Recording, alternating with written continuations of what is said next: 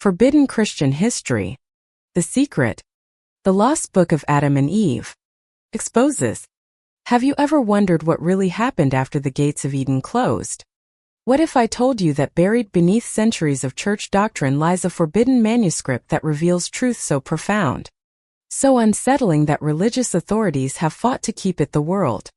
Today, hidden from, we're diving deep into one of the most controversial ancient texts ever discovered. The Lost Book of Adam and Eve. And what we uncover will challenge everything you thought you knew about humanity's earliest days. For over a millennium, this sacred writing has been dismissed, banned, and buried by those who claim to guard spiritual truth. They called it heretical. They labeled it dangerous. But what if they silenced it not because it was false, but because it was too true? What if this ancient manuscript contains revelations that could shake the very foundations of organized religion? Stay with me because we're about to explore forbidden territory. We're going to examine why this book was hidden, what secrets it contains, and how it survived against all odds. If you're ready to discover what they never wanted you to know, hit that like button to help us break through the algorithm's barriers. And make sure you're subscribed because this journey into forbidden history is just beginning. The story begins not in the grand libraries of Rome or the ancient monasteries of Europe, but in the remote highlands of Ethiopia. While Western Christianity was busy deciding which books belonged in their canon and which should be cast aside, Ethiopian monks were preserving something extraordinary. High in their mountain sanctuaries, protected by isolation and unwavering faith, they safeguarded texts that the rest of the world was systematically destroying. Among these precious manuscripts was a book that would challenge everything. Known by various names, the Book of Adam and Eve, the conflict of Adam and Eve with Satan, or sometimes simply the life of Adam and Eve. This ancient text promised to fill the gaps that Genesis left empty. Where the Bible gave us glimpses, this book offered detailed accounts. Where Scripture hinted at deeper truths, this manuscript spoke them plainly. But here's what makes this discovery so remarkable. This wasn't some medieval forgery or later fabrication. Fragments of this text have been traced back to the earliest centuries of Christianity. Ancient Jewish traditions reference similar stories. Ethiopian Christianity, which claims apostolic origins through the encounter between Philip and the Ethiopian eunuch, preserved this book as part of their expanded biblical canon for over 1,500 years. The Ethiopian Bible contains 88 books, not the 66 found in most Protestant Bibles. For centuries, scholars dismissed this expanded collection as corrupted or unreliable. But recent archaeological discoveries have begun to vindicate the Ethiopian tradition. Time and again, texts they preserved have proven to be older and more authentic than anyone in the West. Crucial question: who possible? This brings us to a decided what belonged in the Bible, and what didn't. The answer might surprise you. The biblical canon as we know it today wasn't established by divine revelation or apostolic decree. It was shaped by a series of church councils, political considerations, and theological debates that stretched across several centuries. The Council of Nicea in 325 AD is often credited with finalizing the biblical canon. But that's not entirely accurate. While Nicea did address important theological questions, the biblical canon remained fluid for centuries afterward. Different regions of the Christian world accepted different collections of books. What we call the New Testament wasn't formally recognized in its current form until much later. And even then, various Christian traditions maintained their own unique collections. The Ethiopian Church, claiming direct apostolic succession and maintaining independence from both Rome and Constantinople, preserved texts that other traditions gradually abandoned. They kept the Book of Enoch when others rejected it. They maintained the Book of Jubilees when it disappeared elsewhere. And they safeguarded the Book of Adam and Eve when the rest of Christianity forgot it existed. This raises uncomfortable questions about authority and authenticity. If the Ethiopian tradition is older and more continuous than many others, why were their texts dismissed? Why was their expanded canon seen as corrupted rather than complete? The answers often have less to do with scholarly analysis and more to do with political and cultural biases that shaped how Different Christian traditions were valued. Now, let's examine what makes the Lost Book of Adam and Eve so controversial. This isn't simply an expanded version of the Garden of Eden story. It's a radical reimagining of humanity's earliest days that includes elements most modern Christians have never encountered. The book begins where Genesis ends with Adam and Eve's expulsion from paradise. But instead of moving quickly to their children and the spread of humanity, it lingers in their immediate aftermath. It describes their first night outside Eden, their confusion and terror, their desperate attempts to find their way back to the garden they had lost. According to this ancient text, Adam and Eve didn't immediately understand what had happened to them. The transition from divine beings walking with God to mortal humans struggling for survival wasn't instantaneous. They spent days trying to return to Eden, following false paths and falling into despair when they realized the way back was permanently sealed. The book describes their first shelter. Not a comfortable dwelling, but a cave they discovered in their wandering. This wasn't just any cave. According to the text, it was called the Cave of Treasures, and it would become central to their survival and their spiritual journey. Here, the book claims Adam and Eve began to learn what it meant to be human, to be mortal, to be separated from the immediate presence of their Creator. But perhaps most shocking to modern readers is the book's detailed account of Satan's continued involvement in their lives. Far from disappearing after the temptation in Eden, the text presents Satan as an active, persistent enemy who continued to torment Adam and Eve throughout their earthly existence. The book describes elaborate deceptions, physical attacks, and psychological warfare. Satan appears to them in various disguises, sometimes as an angel of light, sometimes as a trusted friend, sometimes as a divine messenger bringing false hope. He attempts to drive them to despair, to convince them to end their own lives, to abandon their faith in God's ultimate goodness. These aren't symbolic battles or metaphorical struggles. The text presents them as literal encounters with the spiritual enemy who refuse to accept defeat. Satan's goal, according to the book, wasn't simply to cause Adam and Eve's fall. It was to ensure their complete destruction and the failure of God's plan for humanity. One of the most striking episodes describes Satan gathering stones and hurling them at Adam and Eve, trying to kill them through direct physical violence. When that fails, he attempts to drown them by causing a flood. When they survive that, he tries to convince them that God has abandoned them permanently, and that suicide is their only escape from endless suffering. But the book also reveals something profound about divine grace. Even in their exile, even in their suffering, God doesn't abandon Adam and Eve. He speaks to them directly, comforts them in their darkest moments, and gradually teaches them how to survive in their new reality. He sends angels to minister to them, provides them with food and shelter, and most importantly gives them hope that their separation from Him is not permanent. The text describes elaborate conversations between God and Adam, discussions about the nature of good and evil, the purpose of suffering, and the ultimate destiny of humanity. These aren't the brief exchanges we find in Genesis. They're extended theological dialogues that explore some of the deepest questions of human existence. Perhaps most significantly, the book claims that God revealed to Adam prophetic visions of the future. Adam is shown the coming of a Savior who would ultimately undo the damage caused by the fall. He sees the birth, life, death, and resurrection of Christ thousands of years before these events occur.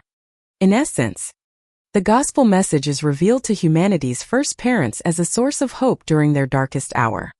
This prophetic element of the book is particularly fascinating because it suggests that salvation history didn't begin with Abraham or Moses or even Noah. According to this text, the promise of redemption was given to Adam and Eve directly, making them the first recipients of what would later be called the gospel. The book also provides detailed accounts of Adam and Eve's children, not just Cain, Abel, and Seth, but numerous other sons and daughters whose names and stories have been lost to mainstream biblical tradition. It describes the expansion of the human race, the development of civilization, and the gradual corruption that would eventually lead to the flood. But why was such a detailed, theologically rich text excluded from the biblical canon? The answers are complex and often uncomfortable.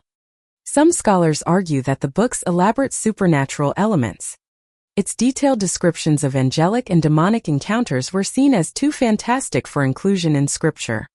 Others suggest that its extended dialogues and philosophical discussions didn't fit the narrative style that church leaders preferred for the biblical canon. However, there may be deeper reasons for its exclusion. The book presents a version of early human history that emphasizes direct divine revelation and ongoing supernatural intervention in human affairs. It suggests that Adam and Eve maintained a relationship with God even after their fall, receiving continued guidance and prophetic visions. This betrayal might have been threatening to religious authorities who claimed exclusive rights to interpret divine will and mediate between God and humanity. A text that suggested ordinary believers could receive direct revelations and prophetic insights might undermine institutional control over spiritual truth. The book's survival in Ethiopian Christianity provides crucial context for understanding these dynamics. Ethiopian Christianity developed independently from both Roman Catholicism and Eastern Orthodoxy. It maintained practices and beliefs that other Christian traditions gradually abandoned or explicitly rejected. The preservation of texts like the Book of Adam and Eve reflects this independence and suggests that Ethiopian Christianity may have retained elements of early Christian belief that were lost elsewhere. Recent archaeological discoveries have begun to validate aspects of the Ethiopian tradition that were long dismissed by Western scholars. The discovery of early Christian texts in Egypt, the uncovering of ancient monasteries in remote locations, and the analysis of manuscript traditions have all provided evidence that Ethiopian Christianity preserved authentic early Christian materials that survived nowhere else. This doesn't necessarily mean that every detail in the Book of Adam and Eve should be accepted as historical fact. But it does suggest that this text represents an authentic strand of early Christian thinking about humanity's origins and the nature of spiritual warfare. It preserves traditions and interpretations that were once more widespread, but gradually disappeared from mainstream Christianity. The implications of this discovery extend far beyond academic interest in ancient texts. If the Book of Adam and Eve represents authentic early Christian tradition, then our understanding of biblical history and theology may be incomplete. We may have lost crucial insights into the nature of good and evil, the reality of spiritual warfare, and the continuity of divine revelation throughout human history. This is just the beginning of our exploration into this forbidden text. In our next segment, we'll dive deeper into the book's most controversial claims, examine the evidence for its authenticity, and explore what its rediscovery might mean for modern Christianity. We'll uncover specific passages that challenge conventional interpretations of biblical events and investigate why certain religious authorities continue to discourage study of this ancient manuscript. The story of the lost Book of Adam and Eve is more than just an archaeological curiosity. It's a window into a version of Christianity that might have developed very differently if texts like this had remained part of the accepted biblical canon. It's a reminder that the faith we've inherited was shaped by human decisions that weren't necessarily divinely inspired, and that alternative traditions may preserve truths we've forgotten. The deeper we venture into this ancient manuscript, the more we discover that challenges everything we thought we knew about human origins. The lost Book of Adam and Eve doesn't just fill gaps in the Genesis account. It reveals a completely different understanding of what it means to be human, what it means to fall from grace, and what it means to find redemption. One of the most startling revelations in this forbidden text concerns the nature of Adam and Eve before their fall. According to this ancient account, they weren't simply innocent humans walking in a garden. They were beings of light, clothed in divine radiance, possessing capabilities that we can barely comprehend today. The book describes Adam's original state in terms that sound almost otherworldly. His body, formed from sacred earth, gathered from the four corners of creation, glowed with an inner fire that reflected God's own glory. His eyes burned with divine light, granting him vision that extended beyond the physical realm into spiritual dimensions. He could see the past, the future, and the invisible world of angels and spirits that surrounded him. Eve's creation is described with equal majesty, rather than being formed from Adam's rib, as commonly interpreted.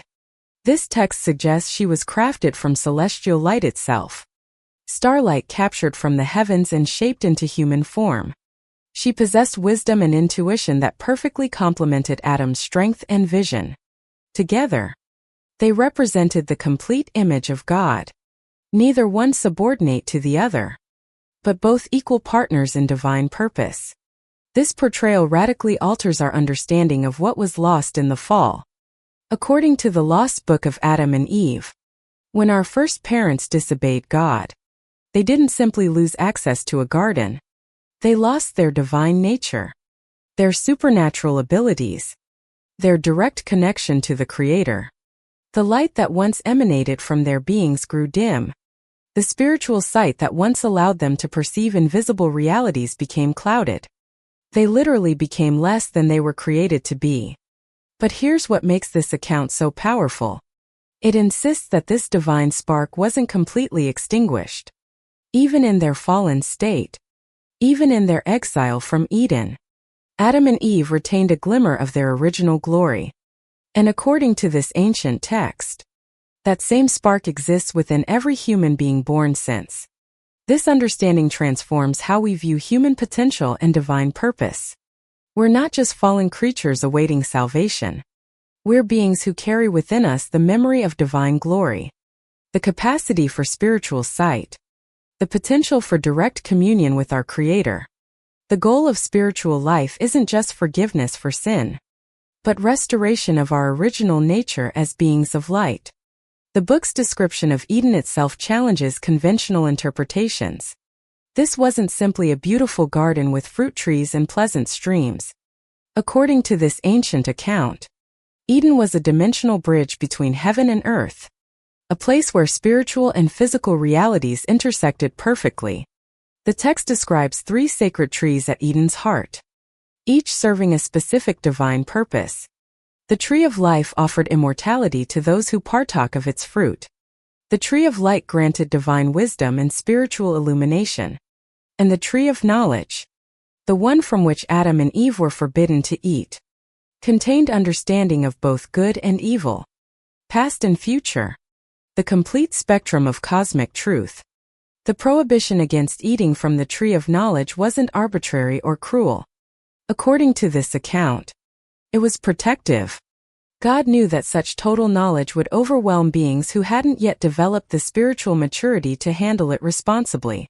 The restriction was meant to be temporary, a safeguard until Adam and Eve had grown in wisdom and character to the point where they could bear such revelation without being corrupted by it. This interpretation completely reframes the story of the fall. The serpent's temptation wasn't offering something evil. It was offering something good before its proper time. The sin wasn't desiring knowledge or wisdom, but wanting to bypass the process of spiritual development that God had designed for their growth. When Adam and Eve chose to eat from the forbidden tree, they gained knowledge they weren't prepared to handle. The immediate result wasn't just shame about their nakedness. It was the overwhelming realization of cosmic truth, without the spiritual foundation to process it properly. They saw good and evil, past and future, the full spectrum of creation's pain and glory, and it shattered their innocence without giving them the wisdom to respond appropriately. The text describes their first moments after the fall in heartbreaking detail. They didn't just realize they were naked. They realized they were diminished. The light that once clothed them had faded. The divine vision that once allowed them to perceive spiritual realities had grown dim. For the first time, they saw each other not as beings of glory, but as mere flesh and bone. Their expulsion from Eden wasn't primarily punishment. According to this account, it was mercy.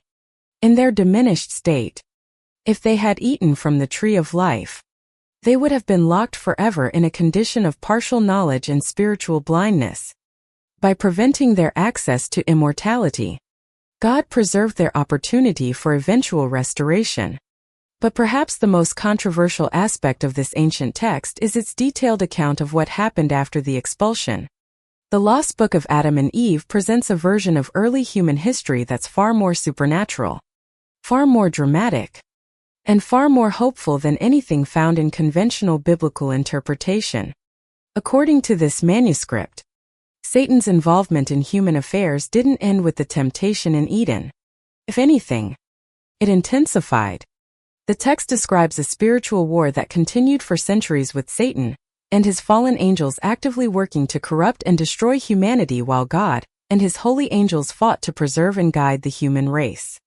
These weren't metaphorical battles or symbolic struggles. The book presents them as literal confrontations with real consequences. Satan appears to Adam and Eve in various forms, sometimes as an angel of light offering false hope, sometimes as a trusted friend providing deceptive counsel, sometimes as a terrifying enemy launching direct attacks. One of the most chilling episodes describes Satan's attempt to murder Adam and Eve through physical violence. When deception fails to drive them to despair, he resorts to hurling massive stones at them, trying to crush them to death. When they survive that assault, he attempts to drown them by causing a flood. The book presents these as real events, not allegories or spiritual metaphors. But the text also reveals the extent of divine protection and guidance that surrounded humanity's first parents. Even in their exile, even in their suffering, God didn't abandon them.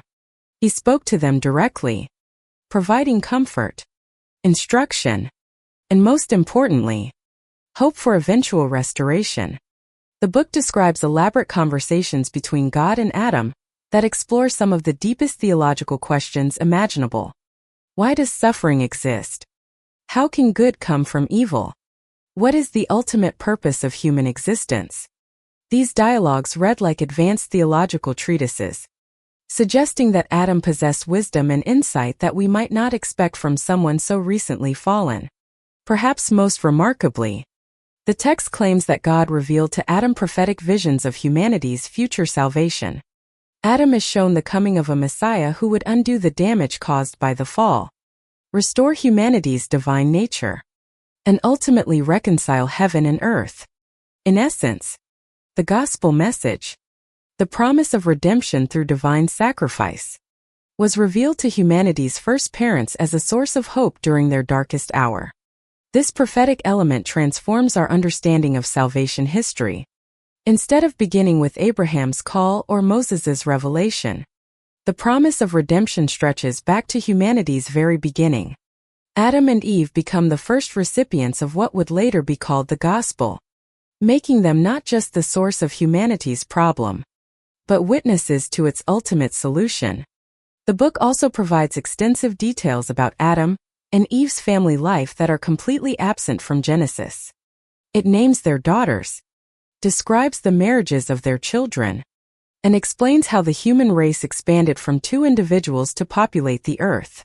These accounts include information about early human culture, technology, and spiritual development that fills enormous gaps in the biblical narrative.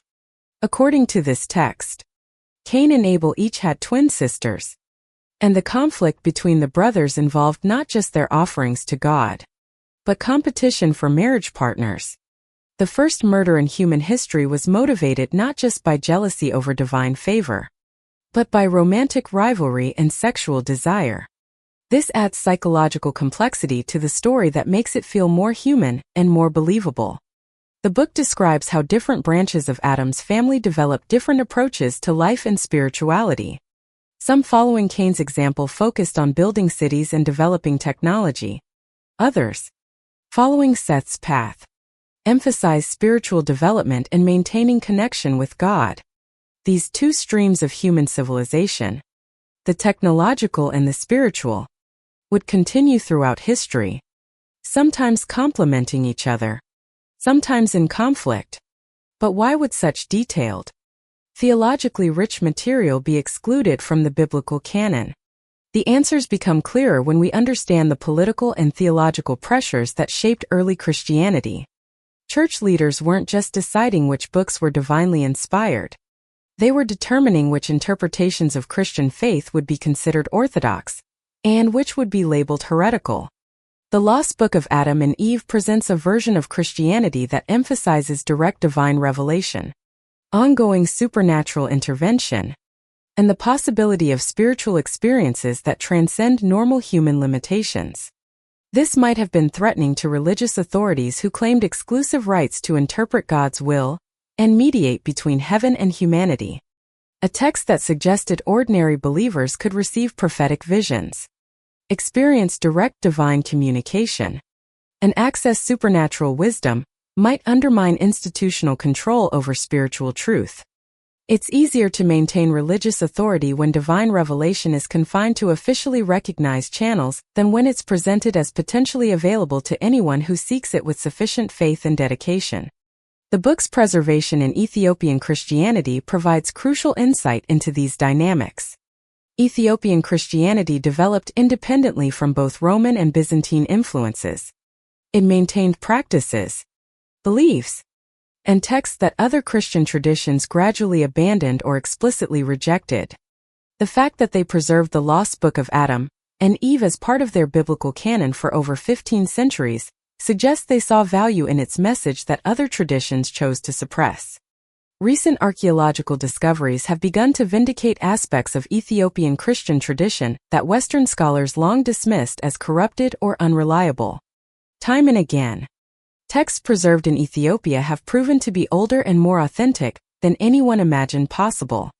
This pattern raises uncomfortable questions about whose version of Christianity should be considered more reliable: the traditions that developed in the centers of political power, or those that survived in isolated communities that maintained independence from imperial influence.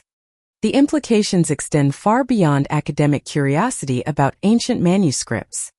If the Lost Book of Adam and Eve represents authentic early Christian tradition, then our understanding of human nature, divine purpose, and spiritual possibility may be incomplete. We may have inherited a diminished version of Christianity that has forgotten crucial truths about who we are and what we're capable of becoming. This ancient text suggests that the human story isn't just about fallen redemption. It's about remembering and recovering our divine nature. It presents spiritual life not as a matter of following rules or accepting doctrines, but as a journey toward reclaiming the light that was dimmed, but never extinguished within us. The book's detailed account of spiritual warfare reminds us that the battles we face aren't just internal struggles with temptation, but participation in a cosmic conflict between good and evil that has raged since the beginning of time. Understanding this context can transform how we approach challenges, setbacks, and apparent defeats in our spiritual journey.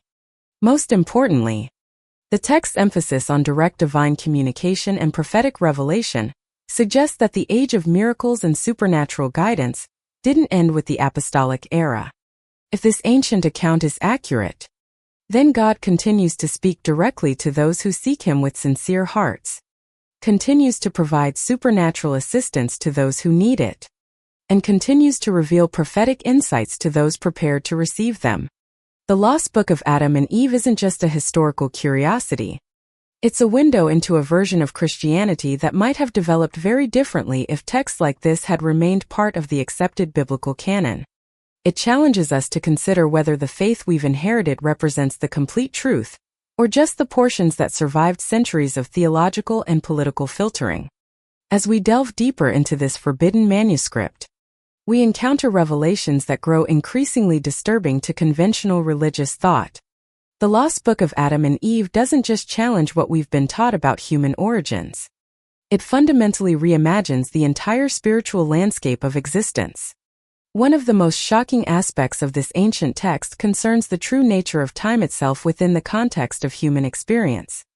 According to this manuscript, Adam and Eve's exile from Eden wasn't measured in days or weeks, but in what the text calls divine seasons, periods of spiritual testing that could extend far beyond normal human comprehension of temporal duration. The book describes how Adam and Eve experienced what we might call supernatural time dilation during their most intense spiritual trials. Moments of divine communication could stretch into what felt like years of instruction and revelation. Conversely, Periods of demonic attack could compress entire lifetimes of suffering into single nights of terror. This wasn't metaphorical language. The text presents it as literal alteration of temporal reality, based on spiritual forces at work. This concept revolutionizes our understanding of biblical chronology. If time itself could be supernaturally manipulated during humanity's earliest days, then our entire framework for interpreting ancient history might be fundamentally flawed. The genealogies and timelines we've constructed from biblical data may represent only surface-level understanding of far more complex spiritual realities. The manuscript also reveals disturbing details about the physical transformation that occurred during the fall. According to this account, Adam and Eve didn't just lose spiritual privileges. Their very bodies were altered at a molecular level. The text describes how their flesh became dense and heavy, their bones brittle, their blood thick and dark. Most significantly, their reproductive capacity was fundamentally changed. Before the fall, according to this text, human reproduction was meant to be a purely spiritual act. Children were to be conceived through divine will and pure intention, without the physical processes we now consider normal. The sexual desire and physical union that became necessary after the fall represented not God's original design, but an accommodation to humanity's diminished state. This interpretation has profound implications for how we understand human sexuality and family relationships.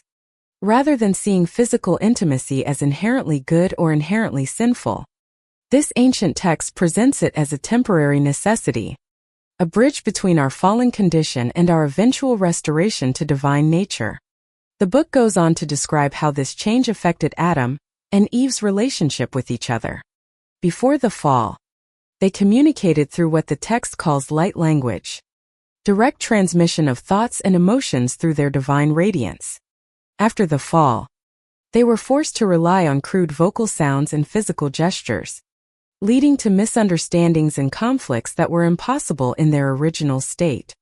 This degradation of communication created the foundation for all future human relationship problems. According to the text, every argument, every betrayal, every breakdown in human connection can be traced back to our loss of this perfect spiritual communication system. We're all essentially speaking different languages now, even when we use the same words. But perhaps the most controversial revelation in this forbidden manuscript concerns the true identity and origin of Satan himself. The Lost Book of Adam and Eve presents a version of the devil's backstory that contradicts much of traditional Christian demonology. According to this ancient account, Satan wasn't originally a fallen angel named Lucifer, who rebelled against God out of pride. Instead, the text describes him as a being created specifically to test and refine human beings, a divine prosecutor whose role was to challenge and strengthen faith through adversity. His opposition to Adam and Eve wasn't rebellion against God's will, but fulfillment of his designated function. This interpretation suggests that Satan's attacks on humanity serve a divine purpose.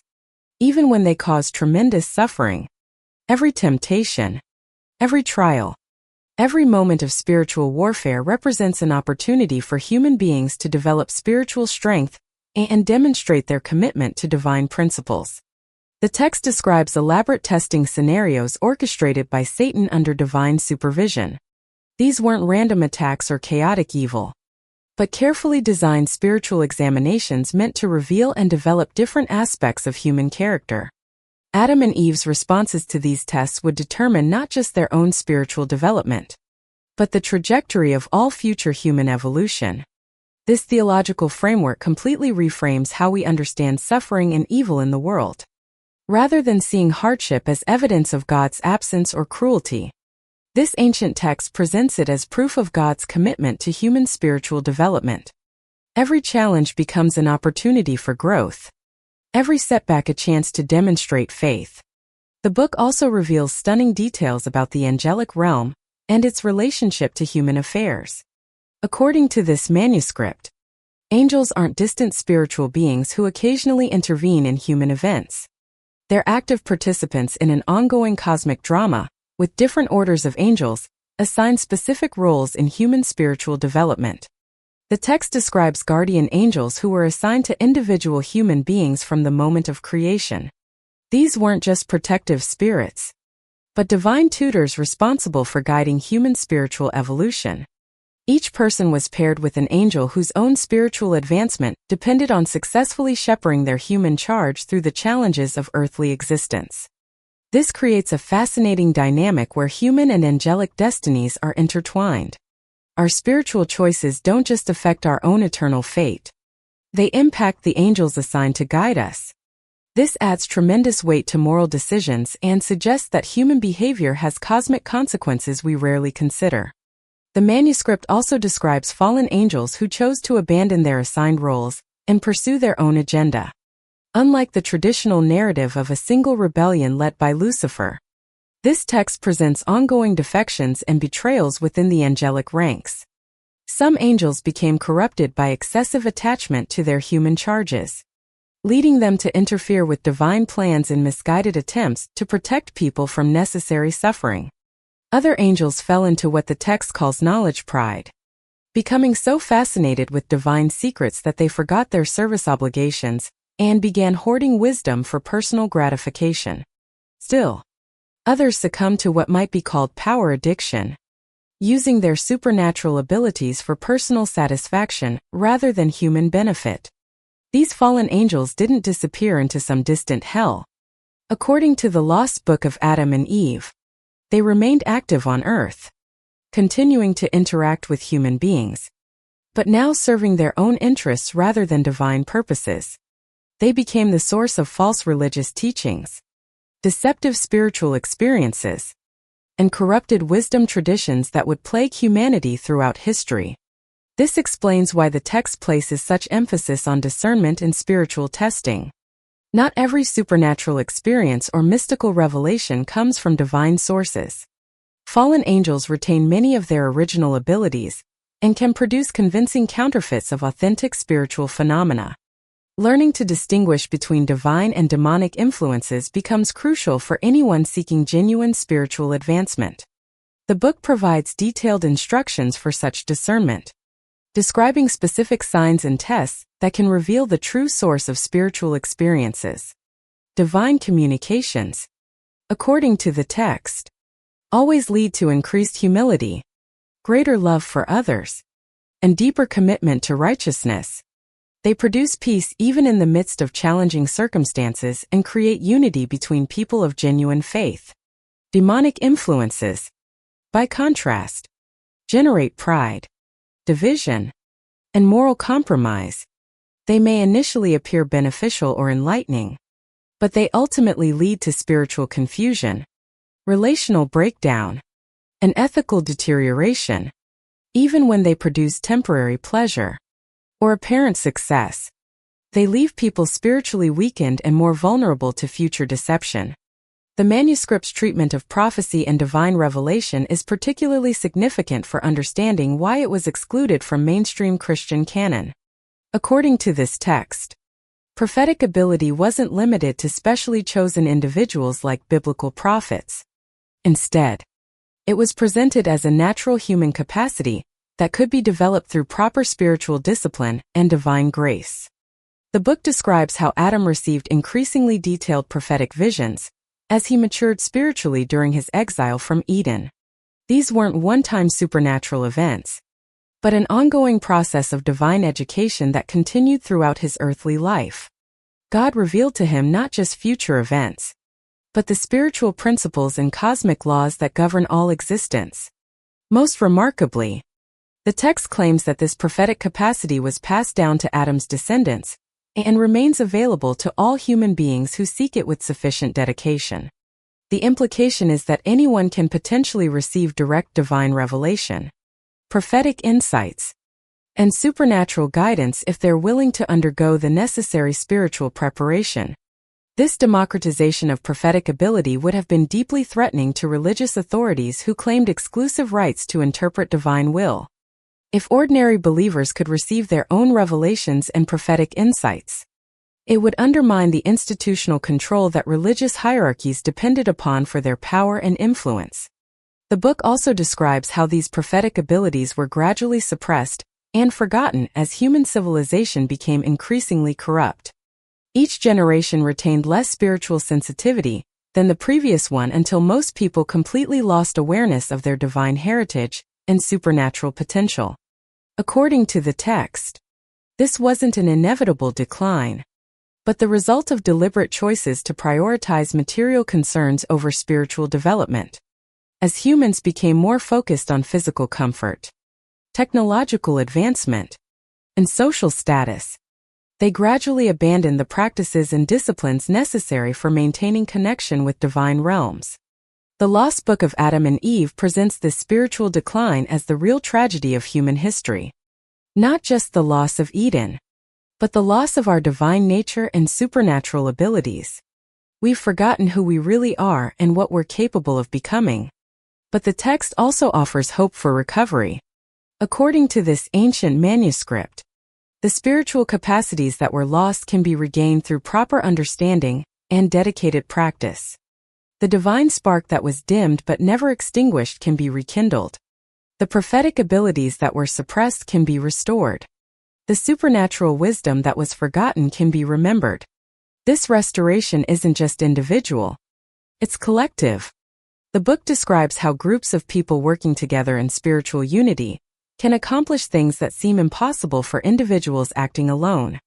When human beings align their wills with divine purposes and support each other in spiritual growth, they can literally change the course of history and alter the balance between good and evil in the world. The manuscript's vision of human potential extends far beyond conventional religious expectations. According to this text, we're not meant to be passive recipients of divine grace, waiting helplessly for salvation from external sources. We're meant to be active partners with God in the ongoing work of creation and redemption. This partnership involves developing our dormant spiritual abilities, learning to perceive invisible realities, and taking responsibility for our role in the cosmic battle between light and darkness. It requires courage to challenge systems that suppress spiritual truth, wisdom to discern between authentic and counterfeit spiritual experiences, and commitment to pursue divine purposes, even when they conflict with social expectations. The Lost Book of Adam and Eve doesn't just tell us what happened in humanity's distant past. It reveals what's possible in our immediate future. It suggests that we're living in a time when ancient spiritual truths are being recovered, when suppressed wisdom traditions are being restored, and when ordinary people are beginning to remember their divine heritage. The rediscovery of this forbidden manuscript isn't just an academic curiosity. It's part of a larger spiritual awakening that's challenging the foundations of institutional religion and recovering authentic spiritual truth. We're being invited to reclaim our identity as beings of light, to develop our dormant supernatural abilities, and to participate consciously in the cosmic drama that has been unfolding since the beginning of time. This invitation comes with both tremendous opportunity and serious responsibility. The spiritual power that this ancient text describes can be used for great good or great harm, depending on the character and intentions of those who access it. The prophetic abilities it promises can lead to genuine divine service or dangerous spiritual pride. The Lost Book of Adam and Eve doesn't just reveal hidden history. It challenges us to become the people we were originally created to be. It calls us to move beyond passive religious observance toward active spiritual partnership with divine purposes. It invites us to remember our true nature and reclaim our cosmic destiny. But this transformation isn't automatic or easy. It requires dedication, discernment, and courage that most people aren't willing to develop. It demands that we question everything we've been taught about reality and be willing to embrace truths that might isolate us from conventional society. The forbidden knowledge contained in this ancient manuscript comes with a price. The price of responsibility for using divine wisdom in service of others rather than personal gratification. Those who seek to recover their spiritual heritage must be prepared to serve as bridges between heaven and earth, helping others remember their own divine nature while remaining humble about their role in God's larger plan. The story we've uncovered challenges everything about conventional Christianity, but it also offers hope for a spiritual awakening that could transform not just individual lives, but the entire course of human civilization. We stand at a crossroads where ancient wisdom meets modern crisis, where forbidden truth encounters desperate need for genuine spiritual guidance. The choice before us is clear. We can continue accepting the limited version of Christianity that institutional religion has handed down to us, or we can courageously explore the deeper truths that texts like the Lost Book of Adam and Eve preserve for those willing to seek them. This choice isn't just personal. It has generational implications. The Lost Book of Adam and Eve reveals that spiritual knowledge and divine capacity aren't just individual gifts, but family inheritances that can be passed down through bloodlines or lost through neglect. The decisions we make about pursuing authentic spiritual truth will determine what our children and grandchildren inherit from us. According to this ancient manuscript, Adam wasn't just the first human being. He was the first spiritual teacher responsible for transmitting divine knowledge to his descendants. The text describes how he spent centuries after his exile from Eden developing systematic methods for passing down the spiritual wisdom he had received directly from God. These weren't casual conversations or informal teachings. The book presents Adam as establishing formal schools of spiritual instruction, creating detailed curricula for different levels of spiritual development, and training selected descendants to become teachers themselves. This educational system was designed to ensure that divine knowledge would be preserved and transmitted accurately across generations. The manuscript describes how this system worked for several generations after Adam's death.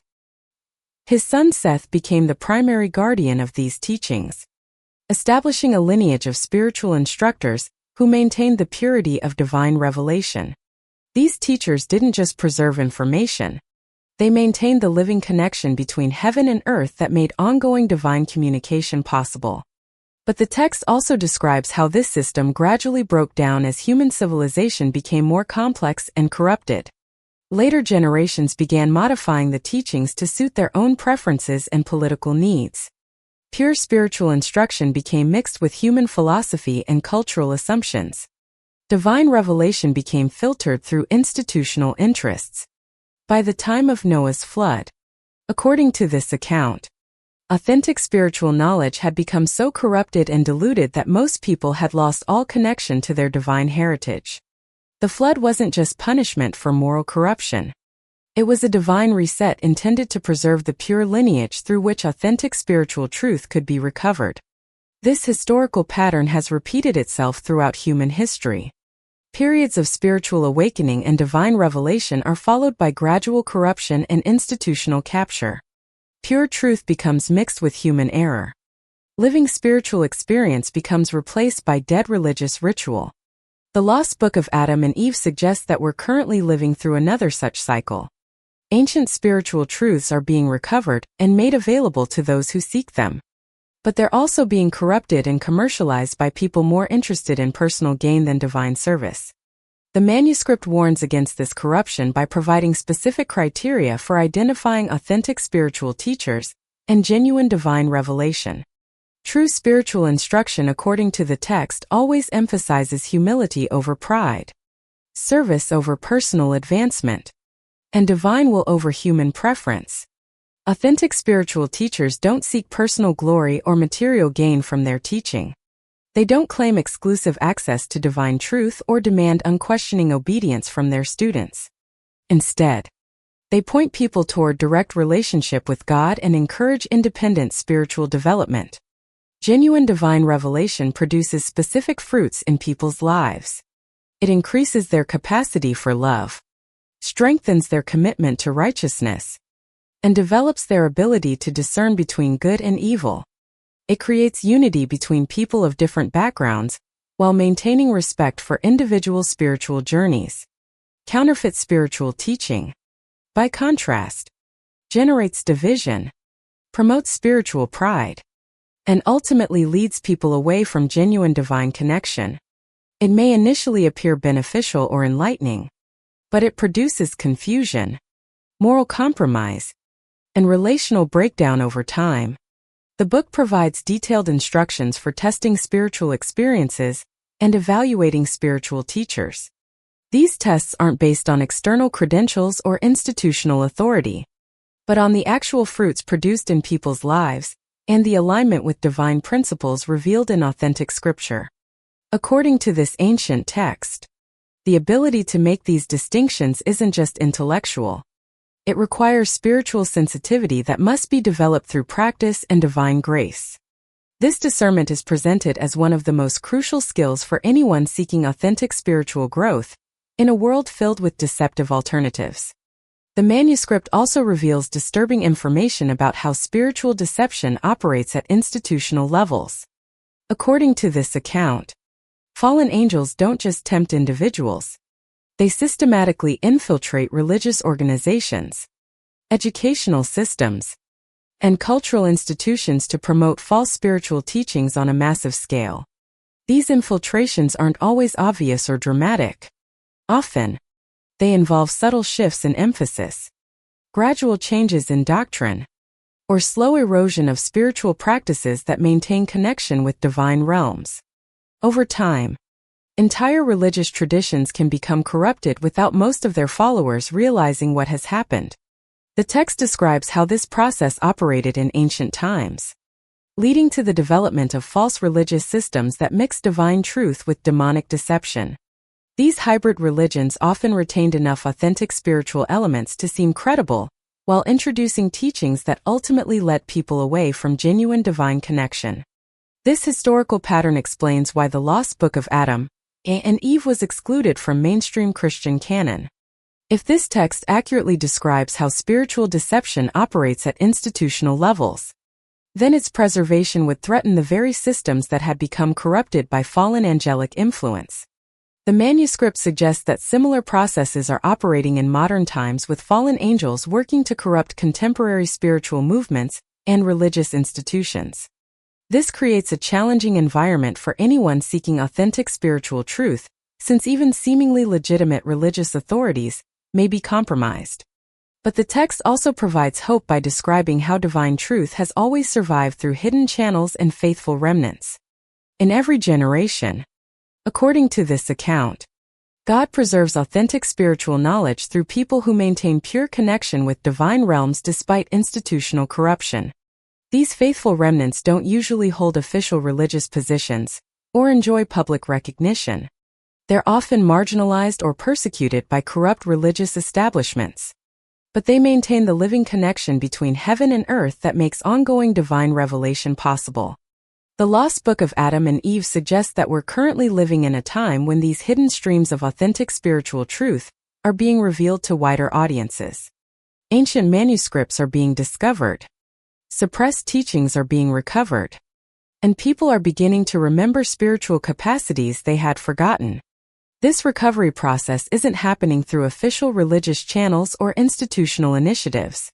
Instead, it's occurring through individual seekers who are willing to look beyond conventional sources for spiritual truth.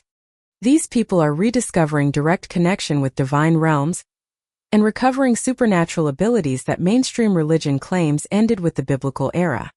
The manuscript presents this spiritual awakening as both a tremendous opportunity and a serious warning. Those who recover authentic spiritual abilities bear responsibility for using them in service of divine purposes, rather than personal gratification. The power to receive prophetic revelations, perform supernatural healings, and perceive invisible realities can be corrupted if it's pursued for selfish reasons. The text describes how this corruption operated in ancient times, leading to the development of occult practices and false mystical traditions. When people sought spiritual power for personal advancement rather than divine service, they became vulnerable to deception by fallen angels who were eager to exploit their pride and ambition. This same pattern continues in modern times.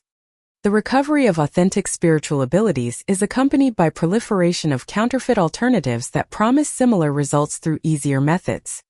These false paths may initially seem successful, but they ultimately lead to spiritual bondage and separation from genuine divine connection. The lost book of Adam and Eve provides detailed warnings about these counterfeit spiritual paths. It describes specific signs that can help sincere seekers distinguish between authentic and false spiritual experiences.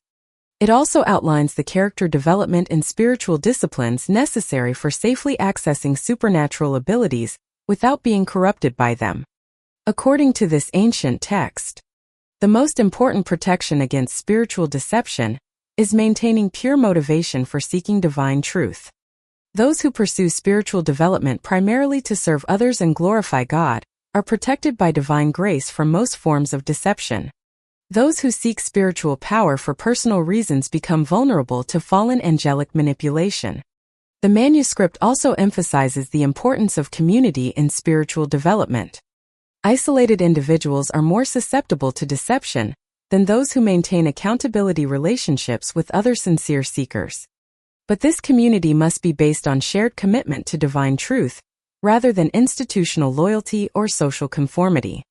True spiritual community, according to the text, involves people supporting each other's direct relationship with God, rather than dependence on human authorities.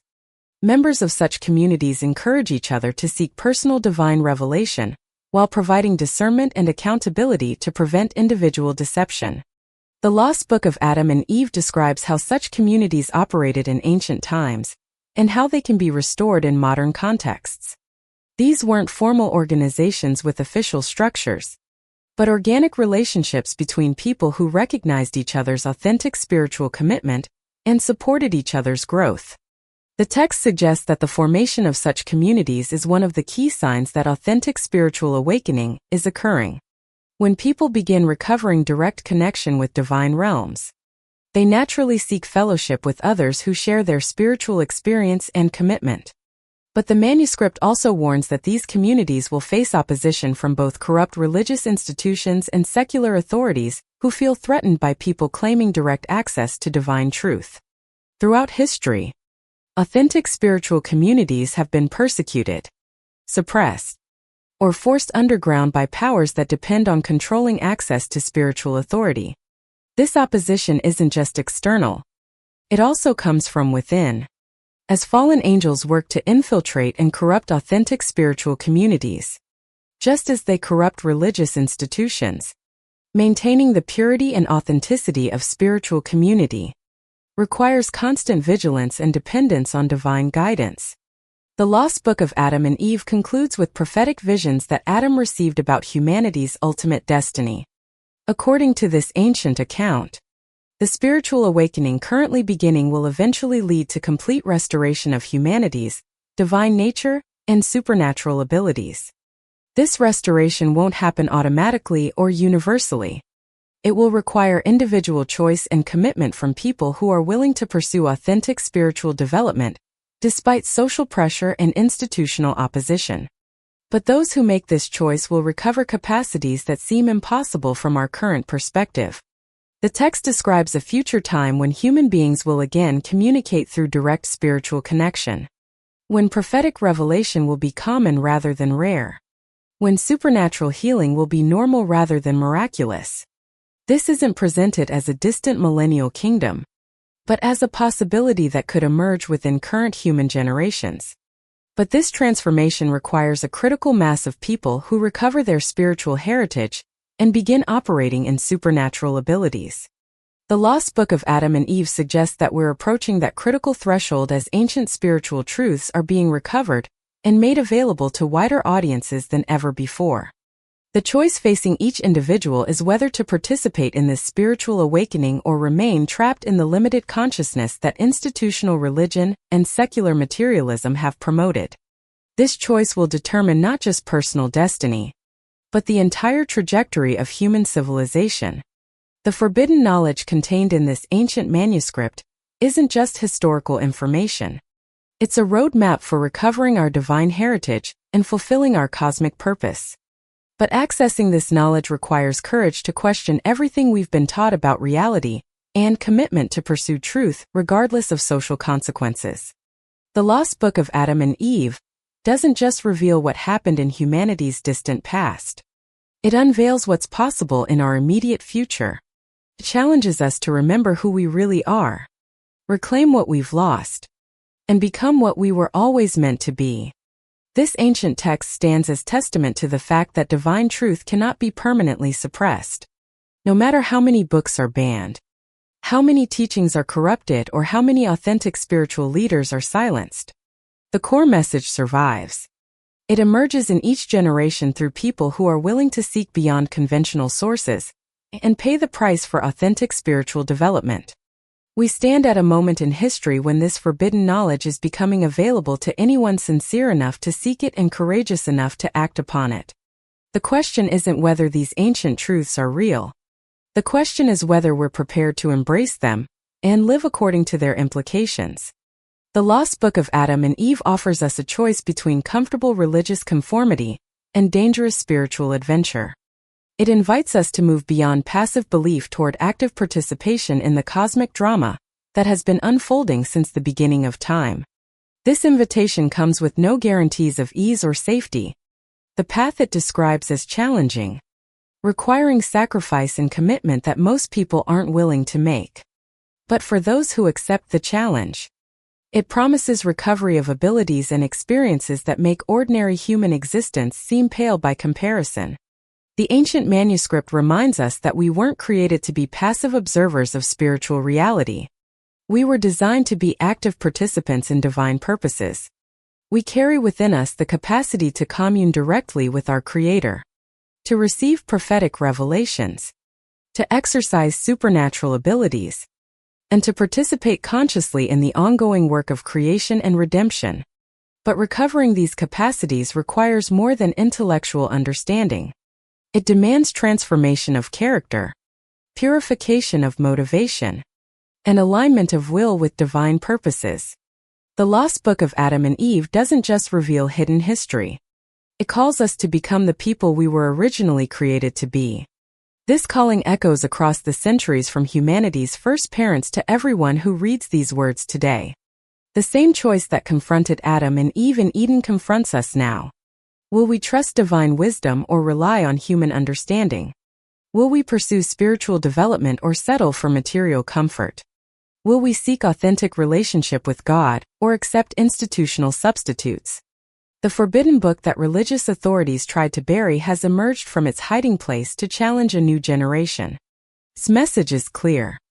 The time has come to remember who we are, reclaim what we've lost, and step boldly into the divine destiny that awaits those courageous enough to pursue it. The choice is ours. The opportunity is now.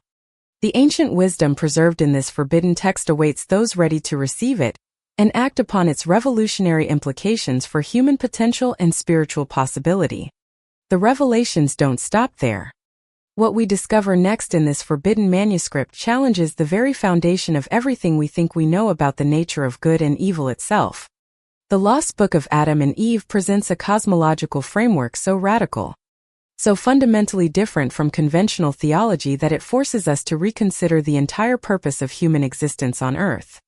According to this ancient text, the spiritual realm operates according to what it calls the law of polarity, a divine principle stating that all growth and development requires the presence of opposing forces. Light can only be recognized in contrast to darkness. Good can only be chosen when evil presents itself as an alternative. Strength can only be developed through resistance. This isn't the simplistic dualism that many religious traditions promote, where good and evil are presented as equally powerful opposing forces locked in eternal combat. Instead, the manuscript describes a sophisticated spiritual ecology where apparent opposition serves ultimate divine purposes. Even what appears to be evil serves to refine and strengthen what is truly good. The text reveals that this principle was built into creation from the very beginning. Adam and Eve weren't placed in Eden to live in blissful ignorance forever. They were positioned there as part of an elaborate divine educational system, designed to develop their capacity for moral reasoning and spiritual discernment. The tree of knowledge of good and evil wasn't a trap or a test of obedience. It was a graduation requirement. According to this account, Adam and Eve were always meant to eat from that tree, but only after they had developed sufficient spiritual maturity to handle the knowledge it contained without being corrupted by it. Their premature consumption of the fruit wasn't the ultimate tragedy. It was a temporary setback in a larger educational process that would continue throughout human history. The exile from Eden wasn't permanent punishment, but temporary remedial education, designed to develop through hardship the character qualities they should have developed through patient spiritual discipline. This interpretation completely transforms how we understand suffering and adversity in human life.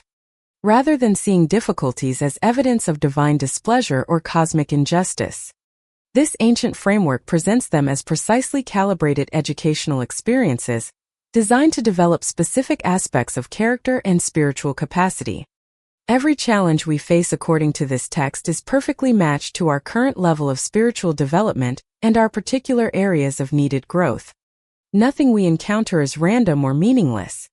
Every setback serves a purpose in our larger spiritual education, even when we can't perceive that purpose from our limited perspective. But the manuscript goes even further in its radical reinterpretation of spiritual reality. It describes what it calls the Council of Purposes, an assembly of divine beings who meet regularly to design and coordinate the spiritual educational experiences of human beings throughout history. This council includes not only angels and archangels, but also advanced human souls who have completed their own earthly education and now serve as spiritual teachers and guides for those still in physical incarnation. These beings work together to create the complex web of circumstances, relationships, and challenges that provide optimal learning opportunities for souls at every level of development. According to this account, nothing that happens to any individual is arbitrary or accidental. Every birth, every death, every meeting between souls, every opportunity and every obstacle is carefully orchestrated by this council to serve the highest good of all involved. What appears to be random coincidence is actually precise divine coordination operating at levels we rarely perceive. This revelation addresses one of the most troubling questions that plague human existence. Why do bad things happen to good people? According to the Lost Book of Adam and Eve, the question itself is based on a fundamental misunderstanding of spiritual reality. From the Council's perspective, there are no bad things, only educational experiences that serve the soul's development. What we perceive as tragedy or injustice represents our limited understanding of the larger spiritual curriculum in which we're all enrolled.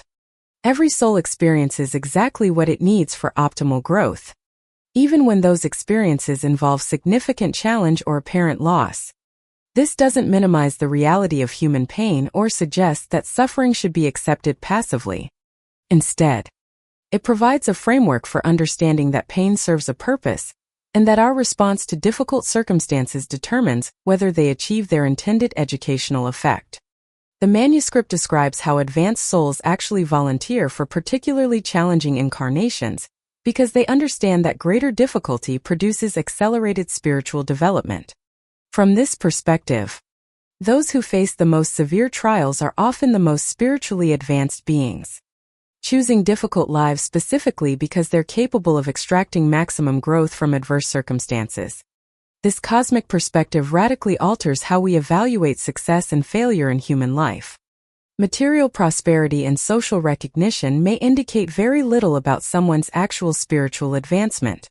Meanwhile, those who face poverty, illness, or social rejection may be undergoing precisely the experiences they need to develop qualities that can't be cultivated through comfort and ease. The text also reveals disturbing information about how this educational system has been corrupted and exploited by fallen beings who seek to subvert divine purposes for their own ends. While the Council of Purposes designs experiences to promote spiritual growth, rebellious entities work to ensure that humans respond to these experiences in ways that underscore rather than advance their development. These corrupting influences don't usually operate through dramatic supernatural manifestations. Instead, they work through subtle psychological manipulation, cultural programming, and institutional structures that encourage people to interpret their experiences in ways that generate spiritual stagnation rather than growth. For example, when someone faces financial difficulty, the divine educational purpose might be to develop trust in spiritual provision and detachment from material security. But corrupting influences work to ensure that person responds with anxiety, resentment, or desperate grasping that reinforces rather than transcends material attachments. Similarly, when relationships face conflict, The spiritual lesson might involve developing forgiveness, humility, or clearer communication. But fallen influences promote responses like blame, revenge, or emotional withdrawal that damage rather than strengthen the capacity for genuine love. The Lost Book of Adam and Eve stands as more than a forgotten manuscript. It's a key to understanding our true spiritual heritage and unlimited potential. This ancient text reveals that we are not fallen creatures awaiting salvation, but beings of light temporarily separated from our divine nature, carrying within us the spark of our Creator's own essence. The forbidden knowledge preserved in Ethiopian monasteries for over 15 centuries challenges us to move beyond institutional limitations and remember who we were always meant to be. The choice before each of us is clear. Will we continue accepting the diminished version of Christianity handed down through corrupted channels? Or will we courageously reclaim the authentic spiritual truths that this remarkable text preserves? The time for awakening is now, and the ancient wisdom awaits those brave enough to seek it.